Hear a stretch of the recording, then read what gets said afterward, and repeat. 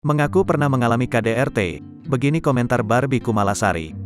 Usai ceramah Okky Setiana Dewi mengenai KDRT, kekerasan dalam rumah tangga, viral, banyak orang akhirnya ikut speak up terkait masalah ini. Barbie Kumalasari termasuk orang yang dimintai pandangan tentang KDRT tersebut. Mantan Gali Ginanjar itu berpendapat, bahwa terbuka dan speak up tentang pengalaman KDRT itu sangat dibenarkan. Sedihnya, Barbie Kumalasari ternyata pernah menjadi korban KDRT juga. Tapi ia tak ingin terus megumbar-umbar hal tersebut. Tergantung kapan dan di mana kita menceritakan. Aku pernah di sebuah artikel dan bintang tamu, aku ditanya masalah rumah tangga aku sebelumnya. Aku salah satu orang yang pernah mengalami tindakan KDRT.